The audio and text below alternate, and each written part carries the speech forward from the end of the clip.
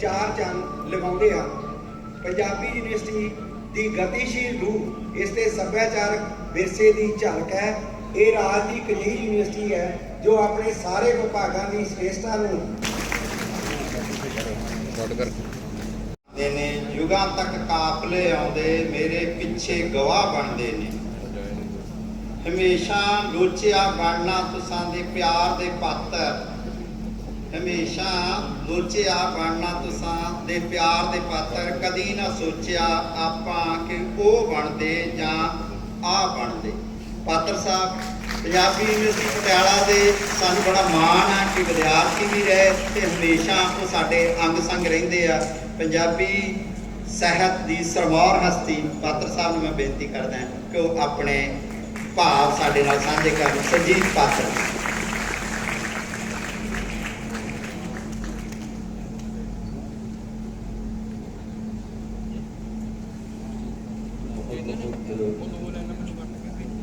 प्यारे दे सत्कारयोग professor Bind vice chancellor Punjabi university Patiala, doctor Manjit Singh Kang पूर्व वाइस चांसलर वीर,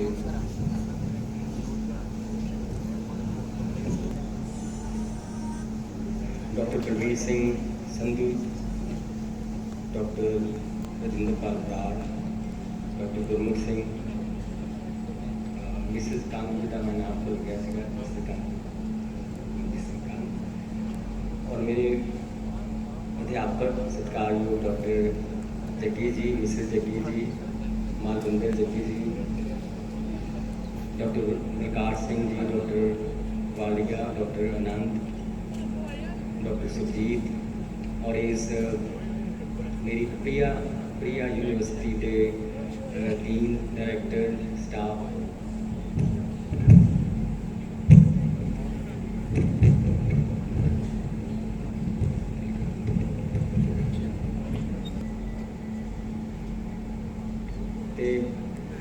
दूर दूर तक बहुत प्यारे बच्चों, विद्यार्थियों, पंजाब दियों धीओ ते पुत्रों, मैं इस यूनिवर्सिटी जिस तरह देखदा बहुत विस्तार नहीं है मेरे को। डीन साहब ने काफ़ी विस्तार नाल दी प्राप्तियां का भी जिक्र किया, तो मैं तो सिर्फ बाकौल गालिब जिहड़ा उन्होंने किसी होर प्रसंग से शेर पढ़िया, तो वो कहते कि जान तुझ पर निसार करता हूँ, मैं नहीं जानता वफा क्या है। कि मैंने ये नहीं पता कि कुछ है, लेकिन मेरे जो एक प्रभाव है समूचा वो बहुत प्यार वाला, बहुत श्रद्धा वाला, एक तीर्थ स्थान वाला मेरे देश यूनिवर्सिटी का प्रभाव है।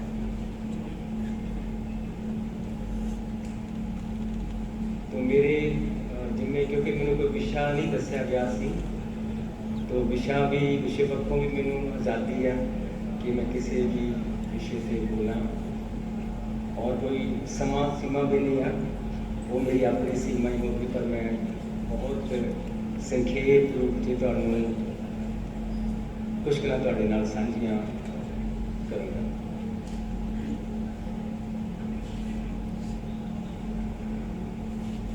जहान उत्ते विश्वीकरण का पहरा है, ये आवाज़ असी अक्सर कोई भी अजकल सैमीनार शुरू हो गए, कोई उतों विश्वीकरण की गल तो शुरू होंदा, तो बहुत देर तो असी एक वाक भी सुन रहे हैं कि सारा विश्व एक पिंड बन जाऊगा या बन रहा या बन गया।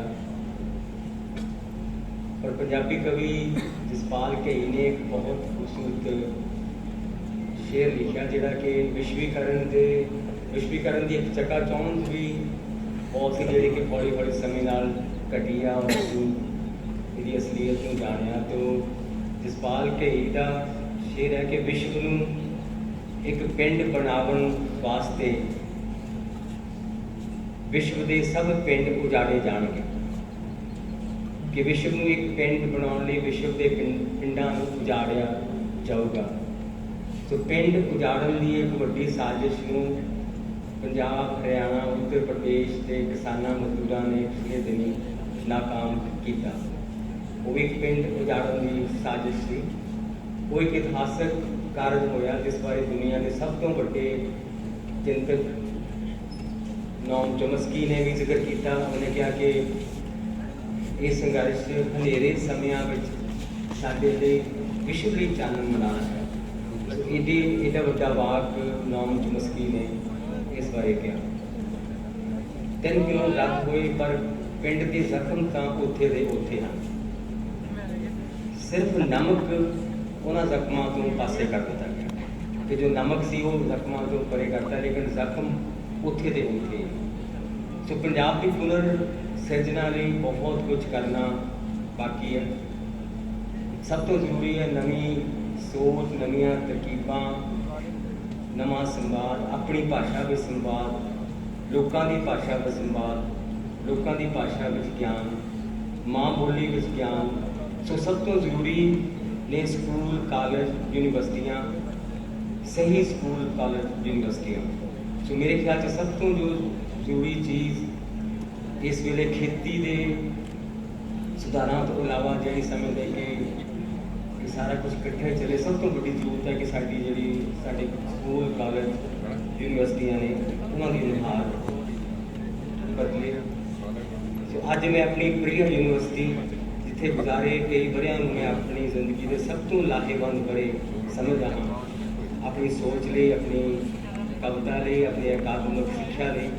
ਮੈਂ ਬਹੁਤ ਬਹੁਤ ਸ਼ੁਕਰਗੁਜ਼ਾਰ ਹਾਂ ਪ੍ਰੋਫੈਸਰ ਅਰਵਿੰਦ ਜੀ ਦਾ, ਜਿਨ੍ਹਾਂ ਨੇ ਮੈਨੂੰ ਇਸ ਮਹੱਤਵਪੂਰਨ ਦਿਨ 'ਤੇ ਯਾਦ ਕੀਤਾ। ਇੱਥੇ ਮੇਰੀਆਂ ਬਹੁਤ ਯਾਦਾਂ ਨੇ। ਬਹੁਤ ਵੱਡੇ ਗਿਆਨ ਦੇ ਦਰਵਾਜ਼ੇ ਵਾਂਗ ਖੁੱਲ੍ਹਾ ਸੀ ਮੇਰੇ ਲਈ ਇਹ ਦਰਵਾਜ਼ਾ ਅੱਧੀ ਸਦੀ ਤੋਂ ਵੀ 3 ਸਾਲ ਪਹਿਲਾਂ। ਸੋ ਹਰੇਕ ਵਾਈਸ ਚਾਂਸਲਰ ਨੇ ਆਪਣੀਆਂ ਇਸ ਯੂਨੀਵਰਸਿਟੀ ਨੂੰ ਬਹੁਤ ਯੋਗਦਾਨ ਦਿੱਤਾ। ਪ੍ਰੋਫੈਸਰ ਅਰਵਿੰਦ ਮੇਰੇ ਖਿਆਲ 'ਚ ਪਹਿਲੇ ਵਾਈਸ ਚਾਂਸਲਰ ਹਨ ਜਿਨ੍ਹਾਂ ਦਾ ਖੇਤਰ ਕੁਦਰਤੀ ਵਿਗਿਆਨ ਹੈ। ਕਿ ਭਾਈ ਜੋਤ ਸਿੰਘ ਉਹਨਾਂ ਦਾ ਮੈਥਮੈਟਿਕਸ ਸੀ, ਫਿਰ ਕੁਛ ਇੰਗਲਿਸ਼ ਦੇ, ਕੁਛ ਇਕਨੋਮਿਕਸ ਦੇ, ਫਿਲਾਸਫੀ ਦੇ ਵੀ। ਤੋ ਅਰਵਿੰਦ ਮੇਰੇ ਖਿਆਲ 'ਚ ਪਹਿਲੇ ਨੇ ਜਿਹੜੇ ਕਿ ਜਿਹਨੂੰ ਅਸੀਂ ਵਿਗਿਆਨ ਦੇ ਖੇਤਰ ਦੇ ਵਾਈਸ ਚਾਂਸਲਰ ਇੱਥੇ ਕਹਿ ਸਕਦੇ ਹਾਂ। ਕਿ ਉਹਨਾਂ ਦਾ ਆਪਣੇ ਖੇਤਰ ਵਿੱਚ ਬਹੁਤ ਵੱਡਾ ਨਾਮ ਹੈ। ਅਤੇ ਇੱਕ ਗੱਲ ਜਿਹੜੀ ਮੈਨੂੰ ਬਹੁਤ ਚੰਗੀ ਲੱਗਦੀ ਹੈ ਉਹ ਇਹ ਕਿ ਪੰਜਾਬੀ ਯੂਨੀਵਰਸਿਟੀ ਦੇ ਵਾਈਸ ਚਾਂਸਲਰ ਬਣਨ ਤੋਂ ਪਹਿਲਾਂ ਵੀ ਉਹ ਇਸ ਗੱਲ ਦਾ ਉਹਨਾਂ ਦੇ ਮਨ ਵਿੱਚ ਗਹਿਰਾ ਅਹਿਸਾਸ ਸੀ ਕਿ ਸਾਇੰਸ ਨੂੰ ਪੰਜਾਬੀ ਵਿੱਚ ਪੜ੍ਹਾਇਆ ਜਾਣਾ ਚਾਹੀਦਾ ਅਤੇ ਇਹ ਪੜ੍ਹਾਈ ਜਾ ਸਕਦੀ ਹੈ।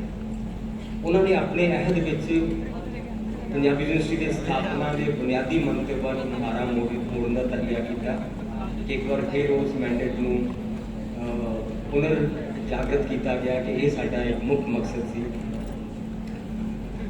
ਮੇਰਾ ਵਿਗਿਆਨ ਨਾਲ ਵਾਸਤਾ ਤਾਂ ਨਹੀਂ ਪਰ ਸਾਹਿਤਕ ਆਲੋਚਨਾ ਨਾਲ ਵਾਸਤਾ ਪੈਂਦਾ। ਜਦੋਂ ਪੜ੍ਹੀਦਾ ਤਾਂ ਜਦ ਤੱਕ ਉਹਦਾ ਅਨੁਵਾਦ ਪੰਜਾਬੀ ਵਿੱਚ ਨਾ ਕਰ ਲਈਏ ਤਦ ਤੱਕ ਉਹ ਪੂਰੀ ਤਰ੍ਹਾਂ ਜਜ਼ਬ ਨਹੀਂ ਹੁੰਦਾ। ਇਹ ਗੱਲ ਵਿਗਿਆਨ ਦੀ ਹੈ। ਨੈਲਸਨ ਮੰਡੇਲਾ ਦਾ ਕਥਨ ਯਾਦ ਆਉਂਦਾ ਕਿ ਜਿਹੜੀ ਗੱਲ ਤੁਸੀਂ ਮੈਨੂੰ ਅੰਗਰੇਜ਼ੀ ਵਿੱਚ ਕਹਿੰਦੇ ਹੋ ਉਹ ਸਿਰਫ ਮੇਰੇ ਦਿਮਾਗ ਤੱਕ ਪਹੁੰਚਦੀ ਹੈ, ਪਰ ਜਿਹੜੀ ਗੱਲ ਮੇਰੀ ਮਾਂ ਬੋਲੀ ਕੋਜ਼ਾ ਵਿੱਚ ਕਹਿੰਦੇ ਹੋ ਉਹ ਮੇਰੇ ਦਿਲ ਤੱਕ ਪਹੁੰਚ ਜਾਂਦੀ ਹੈ।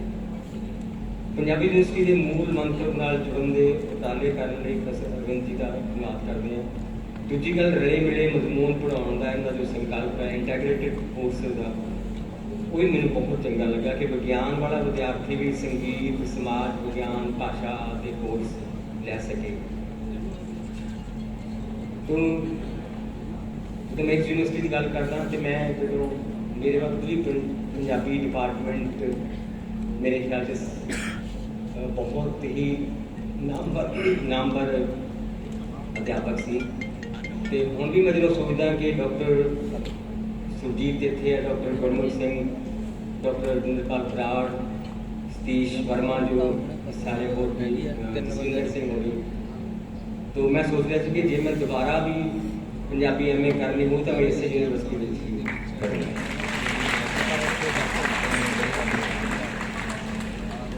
ਸੋ ਇੱਕ ਵਾਰ ਫਿਰ ਮੈਂ ਉਸ ਗੱਲ ਵੱਲ ਪੜ੍ਹਦਾ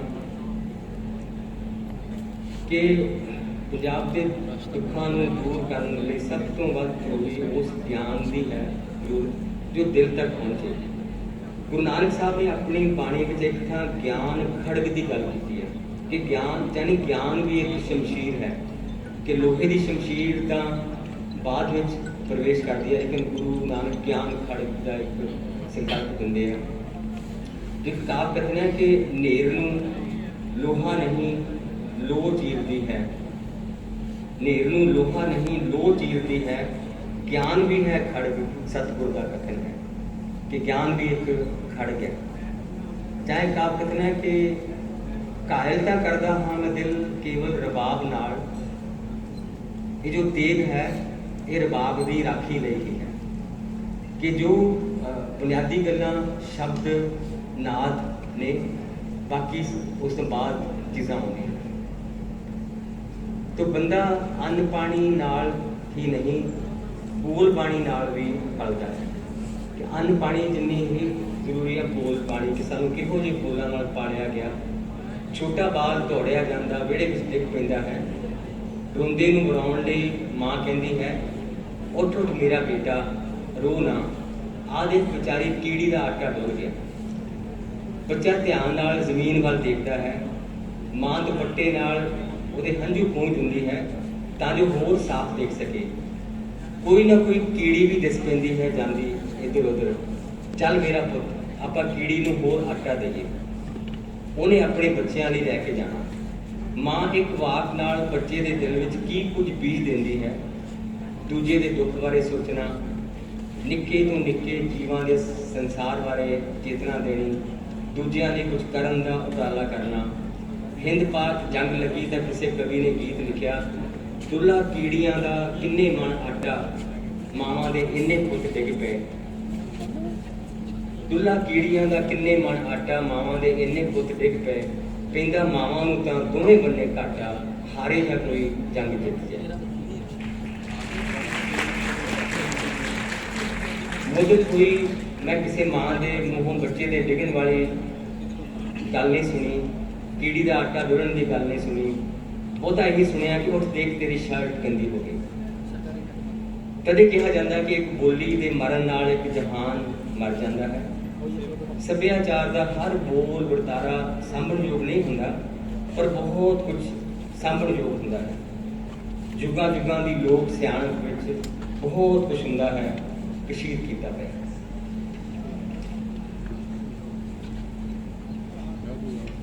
मैं पिछले दिनी कविता लिखी सी कि मर रही है मेरी भाषा, शब्द शब्द नूर पहर का तड़का, पौफ टाला तम्मी बिल्ला छा बिल्ला, बहुत यानी लंबी लगन सी जिसे मैं क्या कि मारे गए शब्द सारे टाइम हथों, शायद इसलिए कि टाइम कोल्ड टाइम पीस सी कि तकनोलॉजी बदलती है तो भाषा भी बदलती है।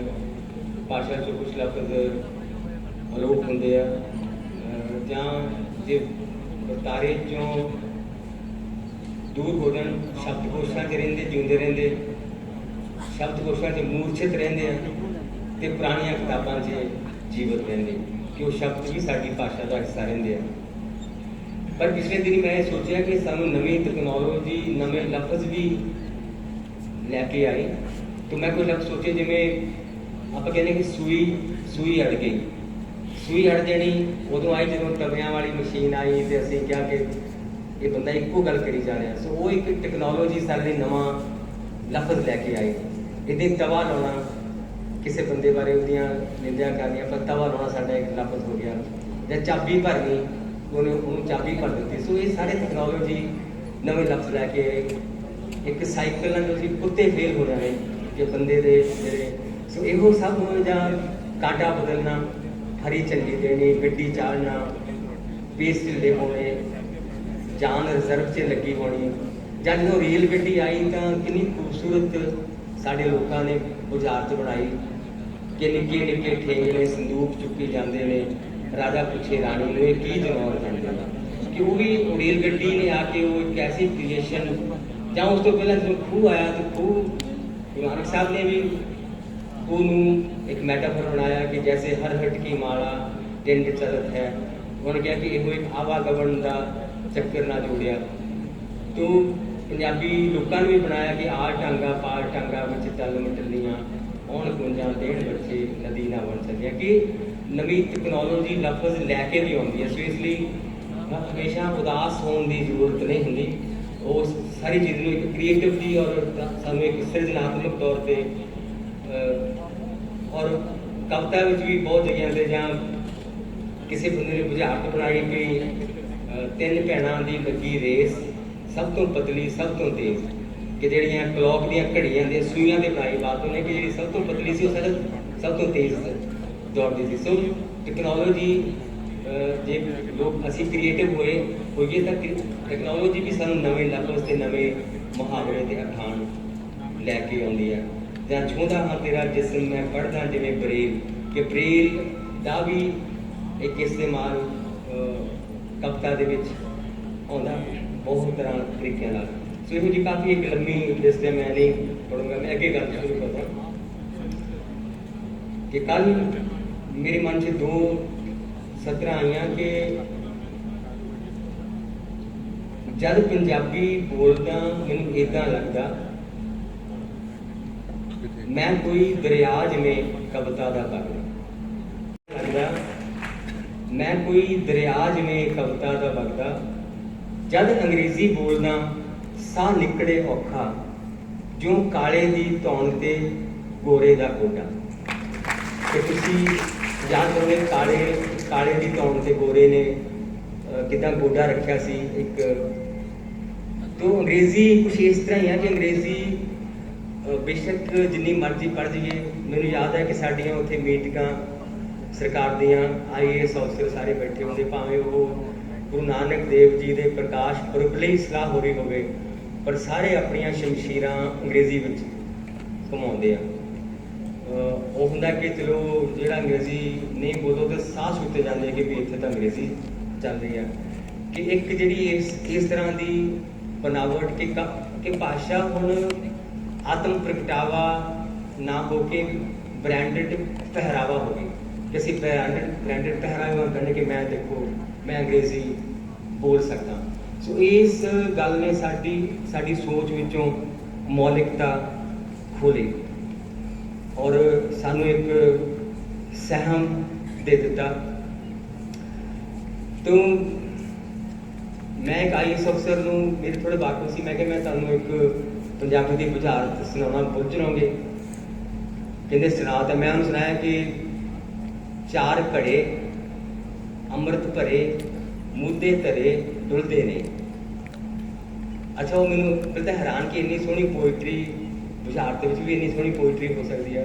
ਤੇ ਹੈ ਤਾਂ ਜਿਹੜੀ ਮੱਝ ਜਾਂ ਗਾਂ ਦੇ ਥਣਾ ਬਾਰੇ ਆ ਕਿ ਉਹ ਮੁੱਦੇ ਧਰੇ ਦੇ ਪਰ ਡੁੱਲਦੇ ਨਹੀਂ, ਕਿ ਚਾਰ ਘੜੇ ਅੰਮ੍ਰਿਤ ਭਰੇ ਮੁੱਦੇ ਧਰੇ। ਸੋ ਮੈਂ ਸਮਝਦਾ ਕਿ ਜਿਹੜੀ ਅਸੀਂ ਹੌਲੀ ਹੌਲੀ ਕੀ ਹੋਇਆ ਕਿ ਇੱਕ ਤਾਂ ਤੁਹਾਨੂੰ ਜ਼ਰੂਰ ਹੈ ਕਿ ਜੇ ਕਿਸੇ ਅੰਗਰੇਜ਼ ਨਾਲ ਗੱਲ ਕਰਨੀ ਤਾਂ ਸ਼ਾਇਦ ਤੁਹਾਨੂੰ ਕਰਨੀ ਪੈਗੀ, ਲੇਕਿਨ ਪੰਜਾਬ ਦੀ ਧਰਤੀ ਤੇ ਜੰਮੇ ਹੋਏ ਹੀ ਪੰਜਾਬੀਆਂ ਨਾਲ ਵੀ ਅੰਗਰੇਜ਼ੀ 'ਚ ਗੱਲ ਕਰਨ ਤਾਂ ਉਹ ਆਪਣੇ ਆਪ ਇੱਕ ਧਰੋ ਕਮਾਉਣ ਵਾਲੀ ਗੱਲ ਹੈ। ਸੋ ਮਾਂ ਬੋਲੀ ਦੀ ਮਹੱਤਤਾ ਬਾਰੇ ਮੈਂ ਕਾਲੀਦਾਸ ਦਾ ਇੱਕ ਪਲੇ ਵਿਕਰਮ ਉਰਵਸ਼ੀ, ਜਿਹੜਾ ਪੁਰੂਰਵਾ ਉਰਵਸ਼ੀ ਵੀ ਉਹ ਤੌਰ ਤੇ ਵੀ ਜਾਣਿਆ ਜਾਂਦਾ, ਤੇ ਵਿਕਰਮ ਉਰਵਸ਼ੀ ਕਿ ਉਰਵਸ਼ੀ ਜਿਹੜੀ ਦੇਵਲੋਕ ਦੀ ਅਪਸਰਾ, ਉਹ ਧਰਤੀ ਦਾ ਜੀਵ ਆ, ਵਿਕਰਮ ਉਹਨਾਂ ਦਾ ਪਿਆਰ ਹੋ ਜਾਂਦਾ। ਤੇ ਉਹਦੇ ਚੌਥੇ ਅਧਿਆਏ 'ਚ ਬਹੁਤ ਖੂਬਸੂਰਤ ਬਹੁਤ ਕਮਾਲ ਦੀ ਗੱਲ ਹੈ ਕਿ ਜਦੋਂ ਉਰਵਸ਼ੀ ਚਲੇ ਜਾਂਦੀ ਹੈ ਇੱਕ ਵਾਰੀ ਤੇ ਵਿਕਰਮ ਉਹਦੇ ਵਿਯੋਗ ਵਿੱਚ ਬਹੁਤ ਬਿਲਕੁਲ ਹੋ ਜਾਂਦਾ, ਤੇ ਉਹਦੇ ਬਾਅਦ ਸੰਸਕ੍ਰਿਤ ਨਹੀਂ ਬੋਲਦਾ, ਅਪਭ੍ਰੰਸ਼ ਬੋਲਦਾ। ਕਿ ਕਾਲੀਦਾਸ ਨੇ ਕਿਹਾ ਕਿ ਉਦੋਂ ਉਹਨੂੰ ਸੰਸਕ੍ਰਿਤ ਭੁੱਲ ਗਈ ਤੇ ਅਪਭ੍ਰੰਸ਼ ਬੋਲਣ ਲੱਗਾ। ਸੋ ਇਸ ਗੱਲ ਦੀਆਂ ਕਿੰਨੀਆਂ ਵਿਆਖਿਆ ਹੋ ਸਕਦੀਆਂ ਕਿ ਕਿਉਂ ਅਪਭ੍ਰੰਸ਼ ਬੋਲਣ ਲੱਗਾ। ਸੋ ਮੈਂ ਦੇਖਿਆ ਵੀ ਦਿਲ ਦੇ ਜਿਹੜੇ ਸਭ ਤੋਂ ਗਹਿਰੇ ਦੁੱਖ ਆ ਉਹ ਮਾਂ ਬੋਲੀ ਵਿੱਚ ਹੀ ਕਿਹਾ ਜਾ ਸਕਦੇ ਆ, ਕਿ ਉਦੋਂ ਹੀ ਵਿਕਰਮ ਦੇ ਮਨ 'ਚੋਂ ਅਪਭ੍ਰੰਸ਼ ਜਾਗੀ ਜਦੋਂ ਬਹੁਤ ਆਪਣੇ ਦਿਲ ਦੀਆਂ ਬਹੁਤ ਗਹਿਰਾਈਆਂ 'ਚ ਉਤਰਿਆ। ਉਦੋਂ ਸੰਸਕ੍ਰਿਤ ਜੋ ਉਹਨੇ ਇੱਕ ਸਿੱਖੀ ਸੀ ਅੰਗਰੇਜ਼ੀ ਵਾਂਗੀ, ਉਹ ਉਹਨੂੰ ਭੁੱਲ ਗਈ ਤੇ ਉਹਨੇ ਅਪਭ੍ਰੰਸ਼ ਬੋਲੀ। ਸੋ ਇਹ ਮੈਂ ਸਮਝਦਾ ਕਿ ਬਹੁਤ ਇੱਕ ਪ੍ਰਤੀਕਾਤਮਕ ਗੱਲ ਹੈ ਜਿਹੜੀ ਅੱਜ ਤੋਂ ਕਿੰਨੇ 100 ਸਾਲ ਪਹਿਲਾਂ ਭਾਵੇਂ ਕਾਲੀਦਾਸ ਦੇ ਮਨ 'ਚ ਇਹ ਖਿਆਲ ਨਹੀਂ ਹੋਵੇ मैं उन्हें इसलिए दे रहा, पर इंटरप्रिटेशन जी इस तरह भी की जा सकती है। तो दूजी गल है कि जो असी सब तो वड्डी गल जी दुख की इस वेले साडे विद्यक अदारे जो प्राइवेट स्कूल है उन्होंने एक बहुत एक इहो जिहा जुल्म हो रहा जिवें कि बच्चों के मनां 'च सहम हौल ते हीनता का भाव जगा रहा, जो असं कहते कि माँ बोली बोलन से जुर्माना होता है।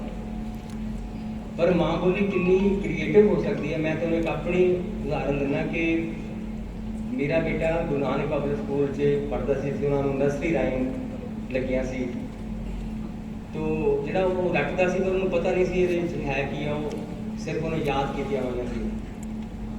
तो मैं उन्होंने पुछना ये की है कि ना ये नहीं पता। सो मेरे मन से एक दिन आया कि मैं एक का अनुवाद करके पंजाबी सिखावा। तो एक जी चीज़ सारे कहने को जी Jack and Jill went up to the hill कि वो एक उन्होंने कोर्स से सी। सो मैं वो पंजाबी से 417 से तर्जमा किया। वो तो मगरों की हुआ मैं तो सुना कि वो तो बाद की होया वो मैं किया कि सोनू ते मोनू पहाड़ ते चढ़े लैन के पहाड़ उत्तों पानी दे घड़े एक पिया सोनू ओदी भज के टोटनी पिछे पिछे मोनू आया खांदा आया लोटनी। तो मैं जो ये सुनाई तो एक होर कविता सी कि जदों चूहा टिक के थल्ले आया घड़ी ने एक बजाया इदा दे। सो मेरे ये सुनाने तो बाद मेरा बेटा आप यानी वो आप ही राइम बनाने लग गया। उन्हें एक राइम बनाई कहना कि एक घंटी बजी तो कुर्सी डिग पई, एक घंटी बजी तो मेज डिग पिया, एक घंटी बजी तो किताब। मैं क्या पता नहीं कितने खत्म करूँगा चीज़ा ना चीज़ा मुक्कन ना ये कविता मुक्की। तो एक घंटी बजी तो किताब डिग पई, एक घंटी बजी कापी डिग पई। फिर फिर कहना एक घंटी बजी तो घंटी डिग पई। तो मैंने अपने आप से बड़ी वड्डी कविता लगी कि जी घंटी इन्हें सुट रही हुई आप एक दिन आप ही डिगती है कि उसने इसनों मैं इन्हें माँ बोली का एक कमाल मनता कि वो उन्होंने राइम्स ने वो मन से कितनी सृजनात्मकता जगाई, कितना चाह जगाया, कितना उत्ते एक खिलंदड़ापन लैके आया। सो ये सारी गलों मैं महसूस करता कि माँ बोली की जरूरत इसलिए है कि असी मौलिक होइए, असी सृजनात्मक होइए, साढ़े मनां 'च जिहड़ा सहम ते हीनता ते साड़ी आप मुहारता जिवें बच्चे नूं तुसीं पंजाबी बोलण ते जुर्माना करो ਉਹਦੀ आप मुहारता ਉਹਦੀ स्पॉन्टेनिटी ਨੂੰ ਤੁਸੀਂ ਮਾਰ ਦਿੰਦੇ ਹੋ। ਉਹਦੇ ਤੁਸੀਂ ਮਨ 'ਚ ਇੱਕ ਸਹਿਮ ਪੈਦਾ ਕਰਦੇ ਹੋ, ਇੱਕ ਹੌਲ ਪੈਦਾ ਕਰਦੇ। ਮੈਂ ਸਮਝਦਾ ਕਿ ਇੱਕ ਇਹਦੇ ਬਾਰੇ ਤਾਂ ਕ੍ਰਿਮੀਨਲ ਕੇਸ ਹੋਣੇ ਚਾਹੀਦੇ ਆ ਜਿਹੜੀ ਇਹੋ ਹੈ ਕਿ ਪੰਜਾਬ ਦੀ ਧਰਤੀ ਤੇ बड़े स्कूलों में पंजाब की धरती के बच्चे पढ़ रहे, पंजाब की धरती से भी उन्होंने पंजाबी बोलने की मनाही है।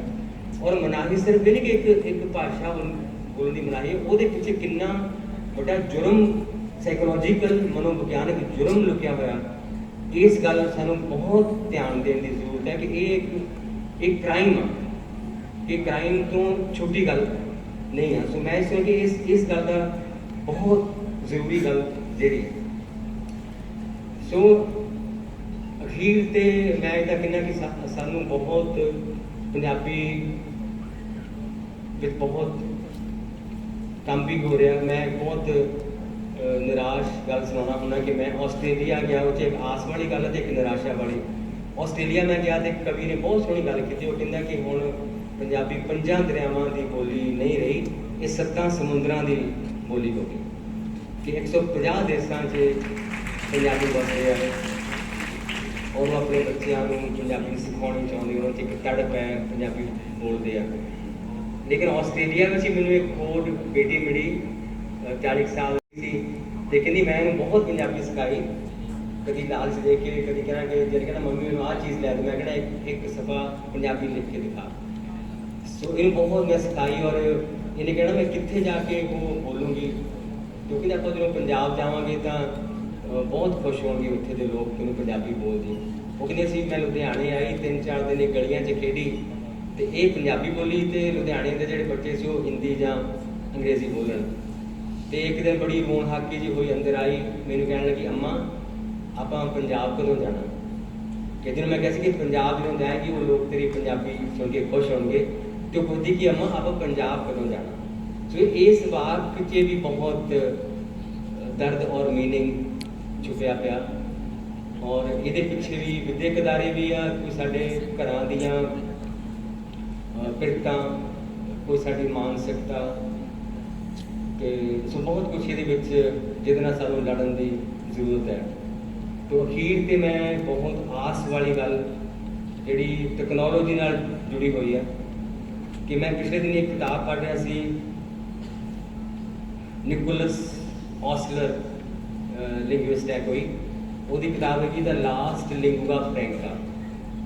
लिंगुआ फ्रैंका मतलब जी दुनिया की संपर्क भाषा, जिवें इंग्लिश इस वे लिंगुआ फ्रैंका, कि ये दुनिया की संपर्क भाषा हैगी है।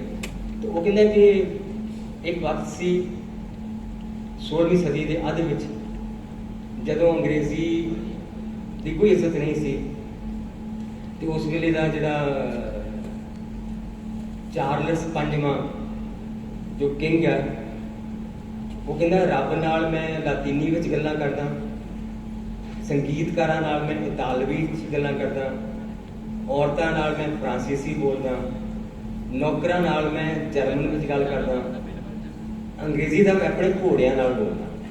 कि अंग्रेजी की उन्हें इन्नी तौहीन की कि अंग्रेजी का मेरे लिए इदां दी भाषा, लेकिन थोड़े सालों में ही अंग्रेजी घोड़ियां ते सवार हो गई, मतलब वो अपने एक हाकम की जमात बन गई और बहुत वो महिमा हो गई। हुण कहता कि हुण इसलिए कि भाषावां दीयां सल्तनतां बदलदियां रहिंदियां, कि किसी वेले लातीनी की सल्तनत सी और किसी वेले आपां कहिए कि फारसी की, संस्कृत, इन्हां दी सल्तनतां रहियां।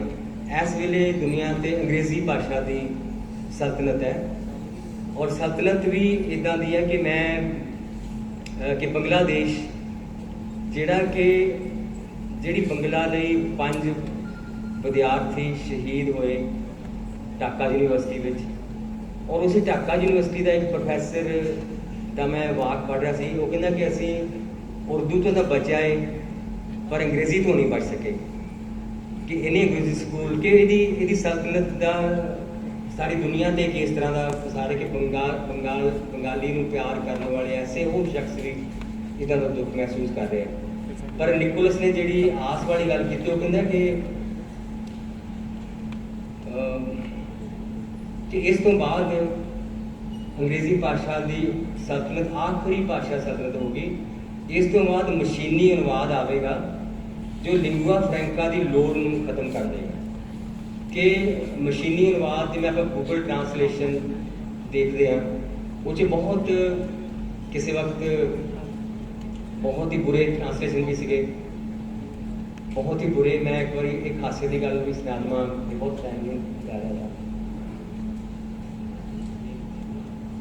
सारे विद्यार्थियों की एक बेनती है, वाइस चांसलर ने आई है कि लास्ट में तुसी एक तरन्नम च जरूर करता। अच्छा चलो मैं आखिरी गल सुना दूंगा कि जो मशीनी अनुवाद है कि वो तो इन्ना वो आस बंद है कि किसी वेले मशीनी अनुवाद बहुत माड़े सी,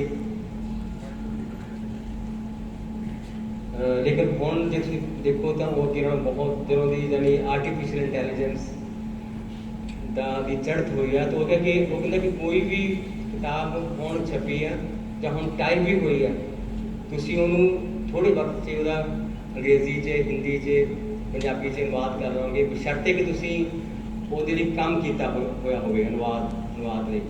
कि मशीन वालों कोई कमी नहीं, ना आर्टिफिशियल इंटैलीजेंस वालों ने जिहड़ी ਉਹਦੀ प्रोग्रामिंग है ਉਹਦੇ ਵਿੱਚ जिन्ना काम ਕੀਤਾ ਹੋਇਆ। तो वो कहता कि इस तो बाद मशीनी अनुवाद जिहड़ा वो सारियां भाषावां नूं बराबर भाषावां कर देगा, कि जरूरी नहीं कि तुहानूं अंग्रेजी पढ़ के ही तुसीं दरीदा नूं जाणो ਜਾਂ ਤੁਸੀਂ ਨੌਨ ਚਮਸਕੀ ਨੂੰ ਜਾਣੋ, ਕਿ ਉਹਦੀ ਕਿਤਾਬ ਉਹਦੇ ਉੱਥੇ ਛਪਣ ਦੇ ਨਾਲ ਨਾਲ ਹੀ ਉਹ ਤੁਹਾਡੀ ਭਾਸ਼ਾ ਵਿੱਚ ਵੀ ਛਪ ਸਕਦੀ ਹੈ।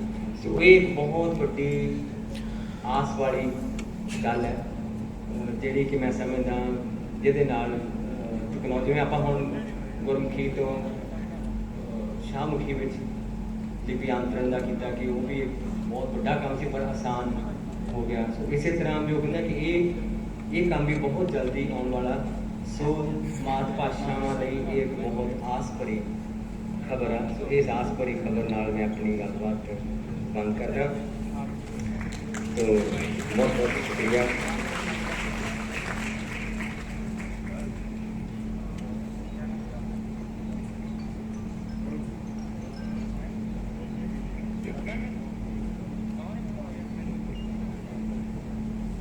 चैनल बदलना पैंदा, मैं तेन कोई चीज़ याद करके फिर सुनाना कि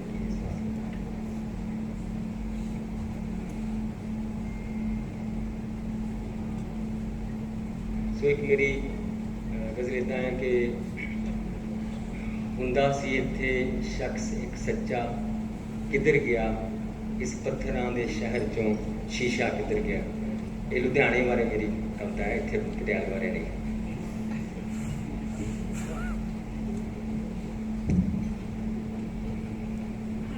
हुंदा सी इत्थे शख्स एक सच्चा, किधर गया इस पत्थरां दे शहर चों शीशा किधर गया इस पत्थरां दे शहर चों। जद दो दिलां नूं जोड़ दी एक तार टूट गई, जद दो दिलां जोड़ दी एक तार टूट गई। साजिंदे पुछदे साज नूं नगमा किधर गया इस पत्थरां दे शहर चों। और एक शेर गाते थे। पलकां भी खूब लम्मियां, कजला भी खूब, पलकां भी खूब लम्मियां, कजला भी खूब, पर ओ तेरे सोने नैना दा सुपना किधर गया इस पत्थरां दे शहर चों। सब नीर गंदले शीशे धुंधले होए इस तरह,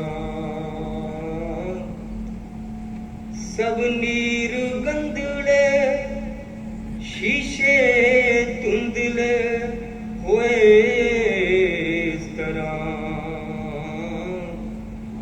हर शख्स पुछदा है मेरा चेहरा किधर गया, हर शख्स पुछदा है।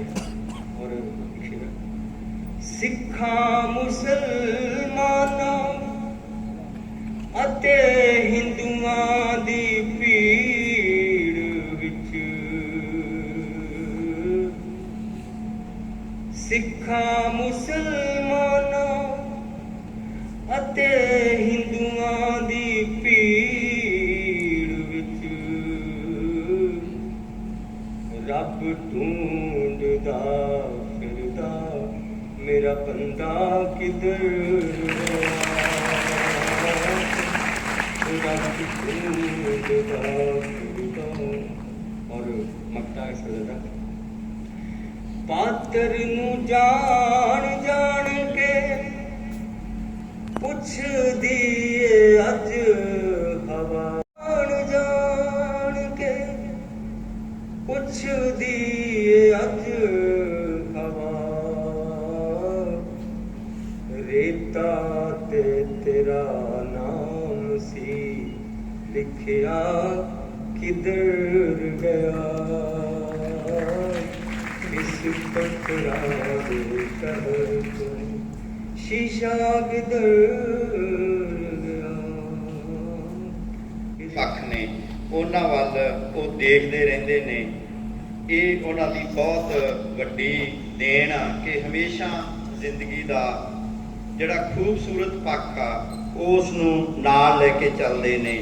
ਇਹ ਜੇ ਆਈ ਪਤਝੜ ਤਾਂ ਫੇਰ ਕੀ, ਤੂੰ ਅਗਲੀ ਰੁੱਤ 'ਚ ਯਕੀਨ ਰੱਖੀ, ਮੈਂ ਲੱਭ ਕੇ ਲਿਆਉਣਾ, ਮੈਂ ਲੱਭ ਕੇ ਕਿਤੋਂ ਲਿਆਉਣਾ ਕਲਮਾ, ਤੂੰ ਫੁੱਲਾਂ ਜੋਗੀ ਜ਼ਮੀਨ ਰੱਖੀ। ਬੁਰੇ ਦਿਨਾਂ ਤੋਂ ਡਰੀ ਨਾ ਪਾਤਰ, ਭਲੇ ਦਿਨਾਂ ਨੂੰ ਲਿਆਉਣ ਖਾਤਰ, ਤੂੰ ਸਿਦਕ ਦਿਲ ਵਿੱਚ ਤੇ ਆਸ ਰੂਹ ਵਿੱਚ, ਨਜ਼ਰ 'ਚ ਸੁਪਨੇ ਹਸੀਨ ਰੱਖੀ। ਸੱਚਮੁੱਚ ਹੀ ਕਿ ਗਰਮੀ ਆ, ਪਰ ਆਪਾਂ ਇਹ ਸੋਚੀਏ ਕਿ ਕੁਝ ਦੇਰ ਬਾਅਦ ਬਾਰਿਸ਼ ਵੀ ਆਊਗੀ, ਤੇ ਇਸ ਕਿਸਮ ਦੀ ਜਿਹੜੀ ਆਸ ਨਾਲ ਉਹ ਭਰ ਦਿੰਦੇ ਆ। ਬਹੁਤ ਸਾਰੇ ਸੰਸਥਾਵਾਂ ਦੇ ਵਿੱਚ ਬਹੁਤ ਸਾਰੇ ਸਮੇਂ ਹੁੰਦੇ ਆ ਕਿ ਜਦੋਂ ਸੰਕਟ ਵਾਲੇ ਲੱਗਦੇ ਹੁੰਦੇ ਆ, ਪਰ ਉਹਨਾਂ ਸੰਕਟਾਂ ਤੋਂ ਅਸੀਂ ਪਾਰ ਹੋਵਾਂਗੇ। ਇਹ ਉਹੀ ਦਿਨ ਆ ਕਿ ਜਿਸ ਦਿਨ ਅਸੀਂ ਇਸ ਗੱਲ ਲਈ ਅਹਿਦ ਕਰ ਰਹੇ ਹਾਂ ਕਿ ਅਸੀਂ ਇਹਨਾਂ ਸੰਕਟਾਂ ਤੋਂ ਪਾਰ ਜਾਵਾਂਗੇ।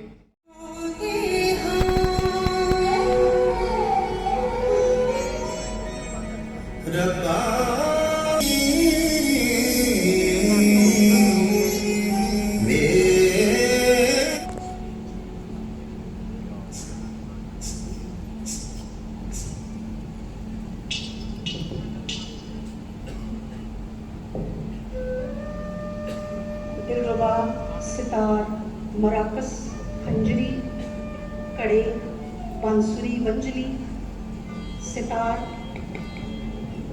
चिमटा, गिटार ਤੇ ਬਿਲਕੁਲ ਨਵਾਂ ਬਿਜਲਈ ਸਾਜ਼ ਆਕਟੋਪੈਡ ਉਹ ਵੀ ਤੁਸੀਂ ਦੇਖ ਰਹੇ ਹੋ। ਸੋ ਇਸ ਤਰ੍ਹਾਂ ਕਈ ਸਾਜ਼ਾਂ ਦਾ ਤਬਲਾ, ਢੋਲਕ, ਬਹੁਤ ਸਾਰੇ ਸਾਜ਼।